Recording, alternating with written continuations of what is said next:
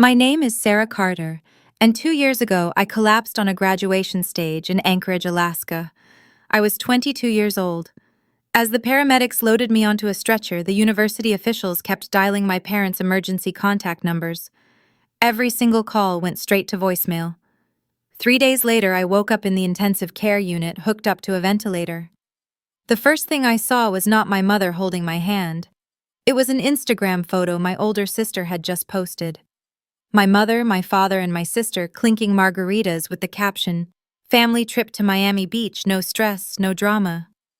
I had 115 missed calls from my father sitting on my home screen. I found out later he was not calling because he heard I was in a coma. He was calling because he realized he had lost control of my financial future. Before I tell you what the hospital found and the secret inheritance that tore everything apart, please take a moment to like this video and subscribe to Hazel Tells Stories. Drop a comment telling me where you are listening from and what time it is there. Now let me take you back to that Saturday morning. I stood in the staging area of the university auditorium. I was about to receive my nursing degree with honors. The room smelled like hairspray and cheap polyester. 2,000 people were finding their seats in the bleachers. I kept checking my phone. I had sent my mother a text at 6 in the morning with a picture of my cap and gown. Read at 6:15. No reply. I peeked through the velvet curtains. I had reserved 3 seats in the third row right on the aisle so my dad could stretch his legs. Section B, row 3 seats, 12, 13, and 14. As the auditorium filled with families carrying grocery store bouquets and handmade signs, those 3 seats remained empty. I told myself it was just Anchorage traffic. The snow was heavy that morning, but my stomach was twisting into tight knots. Or at least I thought it was just anxiety. I had been ignoring a sharp ache in my side for 3 days. According to the American Association of Critical Care Nurses, 67% of trauma nurses report severe burnout within 3 years. But I had welcomed the grueling 14-hour tech shifts at Providence, Alaska Medical Center. I practically lived in the emergency room just to avoid the coldness of my own house. I cash flowed my entire tuition by cleaning up blood and running labs on 3 hours of sleep. I thought this piece of paper would finally make them look at me. The dean stepped up to the podium and the ceremony began. The pain in my abdomen shifted from a dull ache to a burning knife. By the time they reached the letter C, I was sweating through my gown. Sarah Carter, magna cum laude. I heard my name echo over the speakers. I stepped out from the curtain and walked toward the center of the stage. I looked at row 3, still empty. A woman next to them was resting her coat on seat 12. I reached out to take the diploma cover from the dean. As my fingers brushed the leather, something inside me ruptured. The stage lights flared. The applause faded into a high-pitched ring. My knees hit the hardwood floor first. I heard someone scream into the microphone. Then the world went dark. I surfaced from the dark slowly. The first sensation was not pain, but the bitter chill of the room. My throat felt like it was coated in sand. I tried to swallow, and my body responded with a sharp, agonizing pull across my abdomen. I opened my eyes to a blinding white ceiling and the steady rhythmic hum of medical machinery. I was in the intensive care unit at Providence, Alaska Medical Center. Through the small window to my left, I could see the unforgiving Anchorage winter. Thick sleet was slamming against the reinforced glass. The sky was the color of bruised iron. I turned my head. The movement sent a fresh wave of nausea through my chest. I expected to see my mother pacing the floor. I expected to see my father sitting in the corner with a stale cup of coffee. I expected the people who had raised me to be hovering over my bed demanding answers from the doctors. The chairs beside my bed held only 2 people. My best friend Jess sat slumped in a blue plastic chair. Her dark hair was messy, and she was wearing the same scrubs she had worn 3 days ago. Beside her stood my grandmother, Evelyn. Evelyn was 74 years old and stood as straight as a pine tree. She wore her thick wool coat over a simple dress. Her face was set in hard, unreadable lines. She was not crying. Evelyn rarely cried. She just watched the door like a guard waiting for an intruder. Jess heard the rustle of my sheets and snapped her head up. Her eyes were bloodshot. She rushed to the edge of the bed and pressed the call button for the nurse. She did not offer me a generic platitude. She did not tell me everything was fine. She just poured a small cup of water and held a plastic straw to my cracked lips. I took a sip. The cool water felt like a lifeline. "Where are they?" My voice was a broken rasp. It barely sounded human. Jess and Evelyn exchanged a look. It was the kind of look you give someone before you deliver news that will alter the rest of their life. Jess reached into her coat pocket and pulled out my phone. The screen was cracked in the top corner from when I had dropped it on the auditorium stage. She placed the heavy device into my palm. My fingers were stiff and wrapped in medical tape. "Look for yourself, Sarah." Jess kept her voice low. Her tone was vibrating with a specific type of rage I had never heard from her before. I pressed the side button. The screen illuminated the dim hospital room. I swiped up to unlock it. The phone opened directly to an Instagram notification. It was a post from my older sister Lexi. I stared at the image. My brain struggled to process the bright, vibrant colors against the sterile backdrop of my reality. The photo showed Lexi, my mother Susan, and my father David sitting at a beachfront restaurant. The sky behind them was a flawless tropical blue. Palm trees framed the edges of the picture. They were holding up oversized frozen margaritas. My mother was wearing a new pair of designer sunglasses. My father was wearing a floral shirt I had never seen before. Lexi was in the center, leaning forward with a wide, practiced smile. I read the caption beneath the photo. "Finally, a family trip to Miami Beach. No stress, no drama." The words felt like physical blows. I read them again. No stress, no drama. I looked at the timestamp. The photo had been posted 2 days ago. My mind started to run the cold logistical arithmetic. Anchorage to Miami is not a casual flight. It is a grueling 14-hour travel day. You have to fly out of Alaska down to Seattle and then cross the entire country. To be sitting on a beach in Florida with sunburns and fresh drinks meant they had boarded a plane on Saturday morning. They were walking through the airport security line at the exact moment I was standing in my cheap polyester graduation gown, waiting for them to arrive. They were ordering their first round of drinks, while the surgeon was cutting into my stomach to remove my ruptured appendix and clean out the deadly sepsis. This was not a last-minute scheduling error. This was a premeditated, coordinated abandonment. They had planned this vacation for weeks. They had packed summer clothes, hidden their luggage, and lied straight to my face. My mother had read my text message on graduation morning, knowing she was already sitting at her departure gate. I felt a strange, numbing sensation spread through my chest. It was not sorrow. It was the death of hope. For 22 years, I had played the role of the reliable daughter. I worked double shifts. I paid my own bills. I asked for nothing. I thought my grit would eventually earn their respect. I thought this degree would be the moment they finally looked at me and felt pride. But looking at that photo, I realized the truth. They did not just overlook me, they actively discarded me. My graduation was an inconvenience. My existence was the drama they needed a vacation from.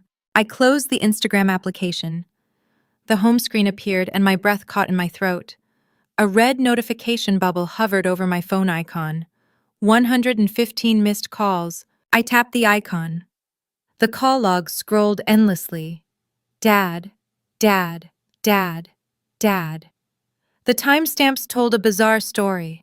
The calls did not start on Saturday when the hospital was frantically trying to reach my emergency contacts. The hospital had called them 5 times and left voicemails explaining I was in critical condition. My parents had ignored those. The avalanche of 115 calls had started a mere 12 hours ago, long after they had posted their beach photo, long after they had settled into their resort. My father had called me back to back, sometimes 3 times in a single minute. I backed out of the call log and opened my text messages. There were 0 messages asking about my graduation. There were 0 messages asking if I was safe. There was only one recent text from my father. "We need you. Answer now." I stared at those 5 words. We need you, not we love you, not we are so sorry, We need you. It was the same phrase they always used when Lexi overdrew her bank account and they wanted me to cover her rent. It was the same phrase they used when my father needed a quick loan to cover a bad investment. They only ever reached out when they needed a utility player to fix a mess. But I was lying in a hospital bed with staples in my abdomen. I had nothing left to give them. I let the phone drop onto the thin hospital blanket. The screen went dark. The silence in the room was heavy. "They know," Evelyn said. Her voice cut through the hum of the heart monitor. I turned my head to look at my grandmother. She stepped closer to the bed and placed her warm, weathered hand over mine. Her grip was firm. "Know what?" I asked.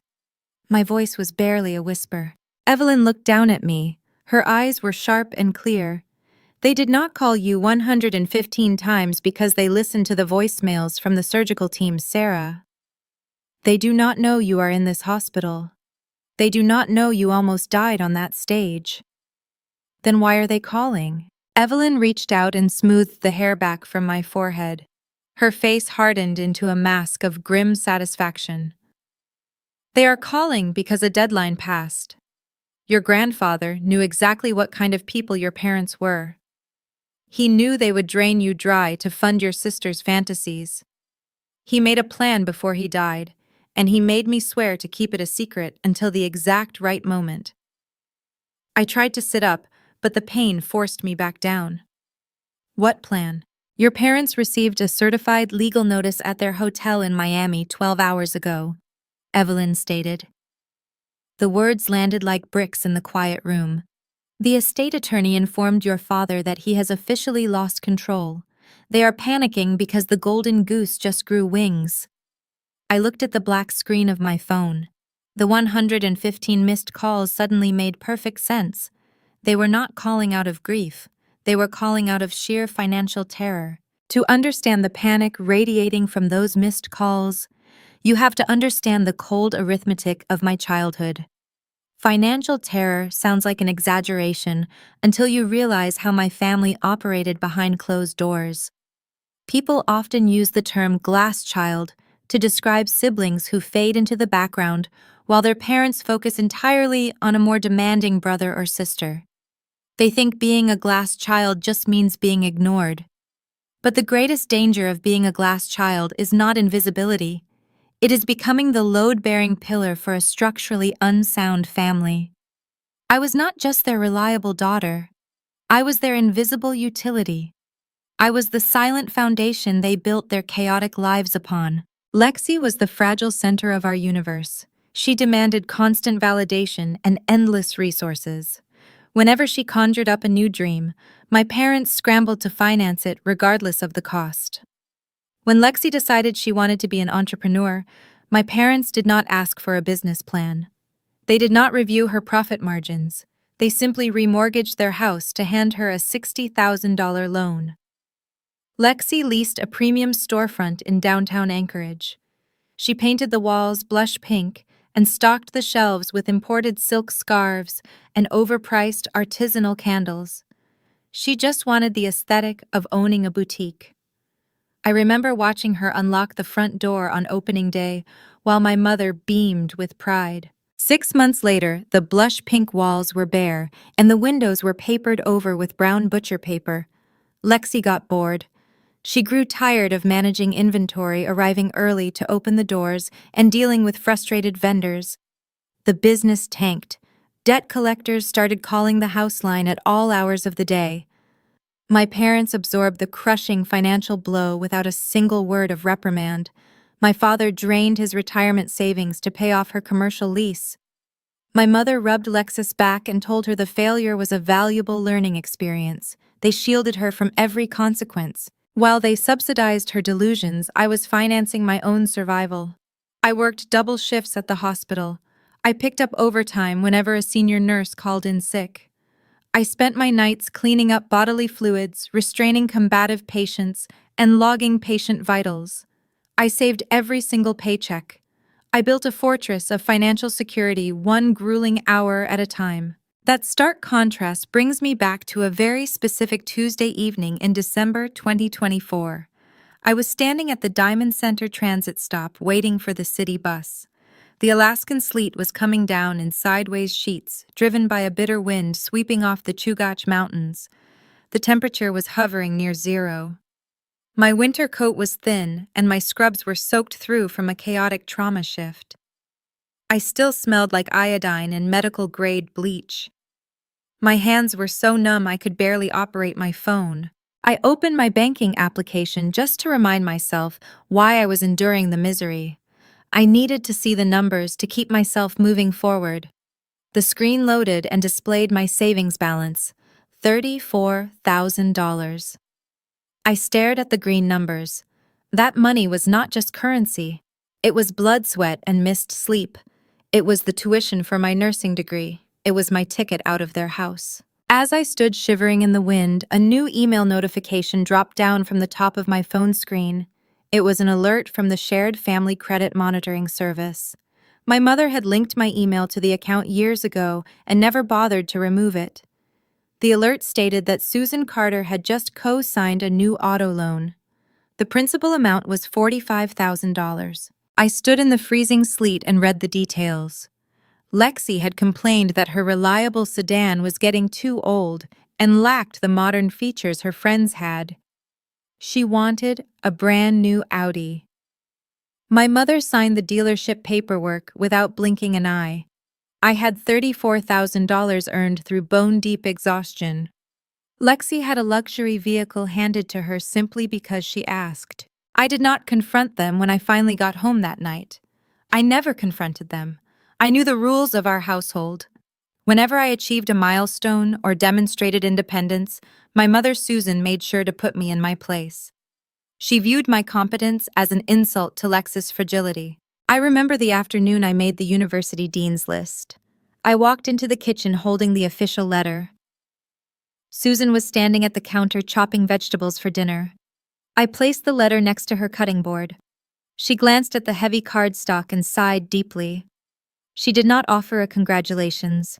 She did not smile. She slid the letter back across the granite counter and told me to put it away. She told me to stop showing off because my academic success made Lexi feel inadequate about dropping out of community college. My achievements were treated as personal attacks against my sister. I was systematically conditioned to shrink myself to keep the peace. I learned to hide my grades in the bottom of my backpack. I learned to hide my bank statements. I learned to minimize my exhaustion so Lexi could complain about how tired she was from shopping. My fatal flaw was believing my financial utility would eventually buy their unconditional love. I thought if I just worked hard enough and proved my undeniable worth, they would finally look at me the way they looked at Lexi. I allowed myself to be trapped in an endless cycle of people-pleasing. When the boutique failed and my father fell behind on the mortgage, I quietly transferred $2,000 into his checking account. When Lexi decided she needed a mental health month and quit her part-time job, I paid her rent. I became the invisible machine they plugged into whenever their poor choices caught up with them. They took my money with entitled silence. There were no thank you notes. There was only the expectation that Sarah would handle it. Lying in that hospital bed, with the cold light of the intensive care unit washing over me, the arithmetic of their current panic made perfect sense. I was the anchor stopping their ship from crashing into the rocks. They had planned to ambush me on graduation day. They knew I had saved a fortune. They knew I was about to step into a high-paying career. They needed me to sign away my future to cover the crater Lexi had left in their finances. I looked back up at Grandma Evelyn. Her face was stern and unapologetic. She had watched this parasitic dynamic unfold for 2 decades. She saw me freezing at the bus stop while they bought luxury cars. She heard Susan scold me for earning top grades. Evelyn knew my parents would eventually drain my bank accounts down to zero if someone did not intervene. Evelyn reached into her thick wool coat. She pulled out a heavy legal envelope sealed with red wax. She placed it carefully onto my lap, resting it just above the surgical staples in my abdomen. "Your grandfather did not leave things to chance, Sarah," Evelyn said. Her voice was steady and carried the weight of a judge reading a final verdict. "He saw how they treated you. He knew the exact moment they would try to break you for good. He spent the last year of his life setting a trap, and 12 hours ago your father stepped right into it. I stared at the red wax seal. The seal bore the emblem of the most ruthless estate law firm in Anchorage. My hands trembled as I reached out to break it open. I was about to discover the $1 million secret that had sent my family running for their lives. My thumb slid under the thick paper of the envelope. The red wax cracked into pieces against my hospital gown. I pulled out a stack of dense legal papers. The header bore the name of a prestigious estate law firm located in downtown Anchorage. To make sense of the document, I need to tell you about my grandfather. Arthur Carter was a quiet man who understood the value of silence and strategy. He made his fortune buying vast tracts of raw Alaskan wilderness long before the commercial developers realized the potential of the land. He wore faded flannel shirts and drove a battered truck, but his mind operated with the precision of a corporate banker. During the last few years of his life, he used to sit on our back porch and watch our family dynamics unfold. He saw Susan coddling Lexi and treating her like royalty. He saw David making reckless financial bets and draining his retirement accounts. Most importantly, he saw me scrubbing floors and working late nights just to buy my own school supplies. He never intervened in the shouting matches. He never lectured my parents about their parenting. He simply observed and took meticulous notes. I scanned the first page of the heavy document. The legal jargon was dense, but a few phrases jumped out at me. I saw the words, irrevocable blind trust. I saw a geographical designation for the Matanuska-Susitna Valley. What does this mean? I asked my grandmother.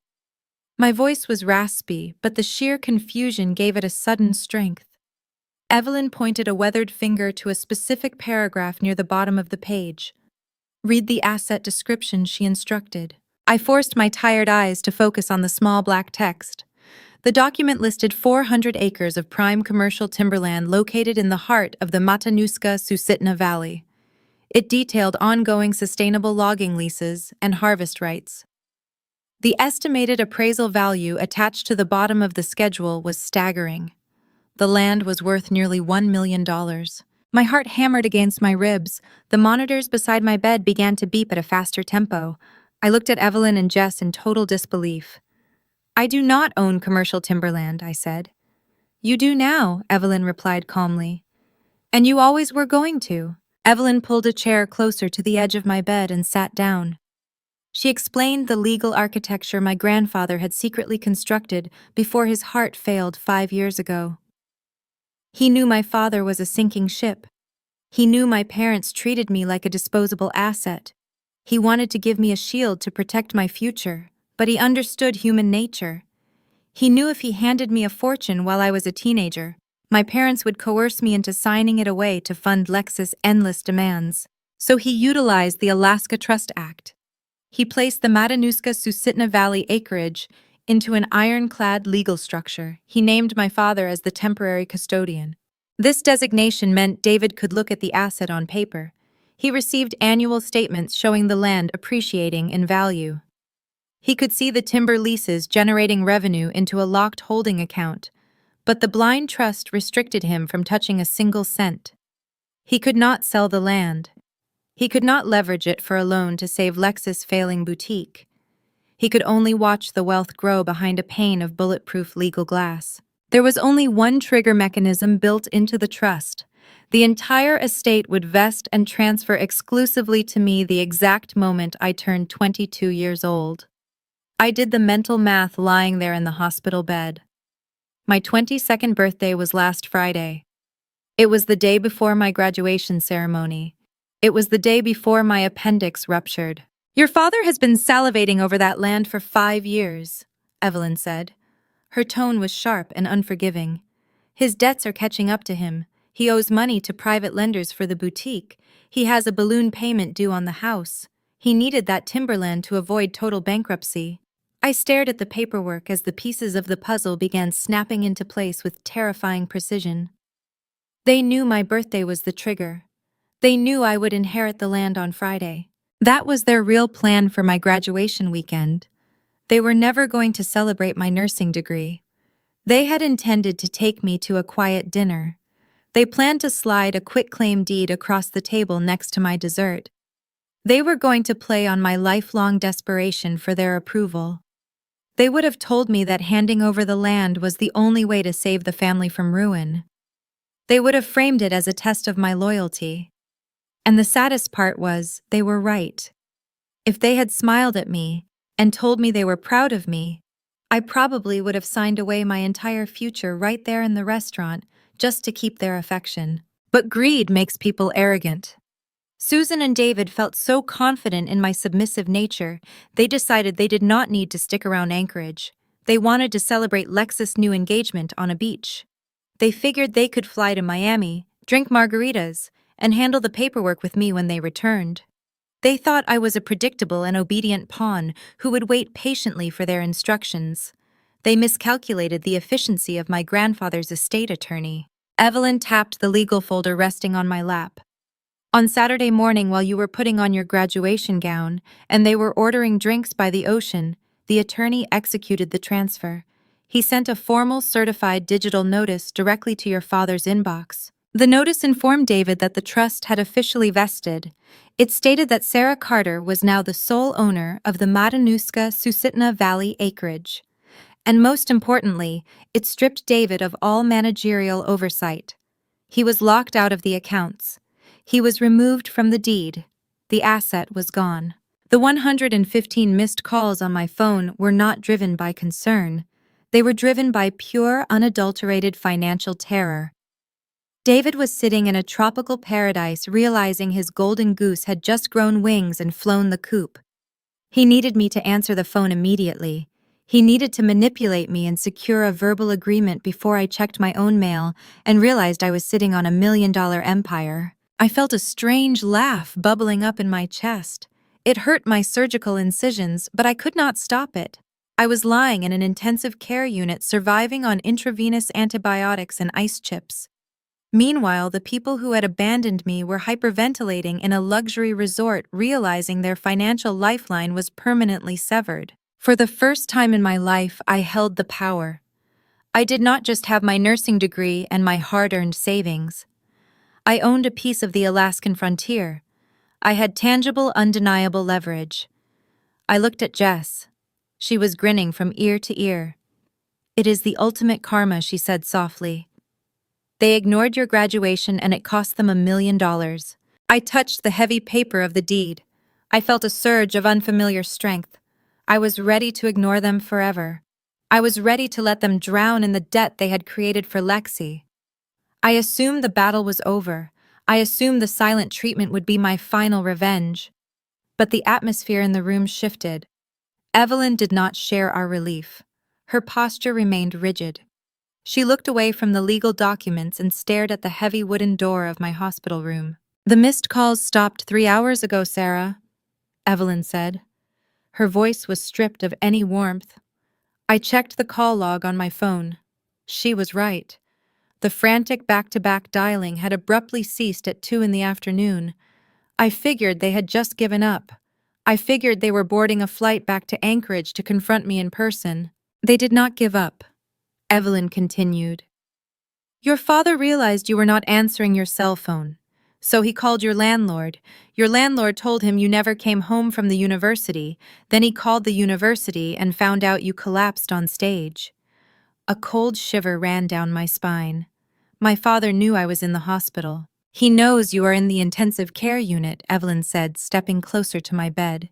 "He knows you are heavily sedated. He knows you cannot sign legal documents right now." "Why does that matter?" I asked, feeling the panic return to my chest. "Because David is not flying back to Anchorage to hold your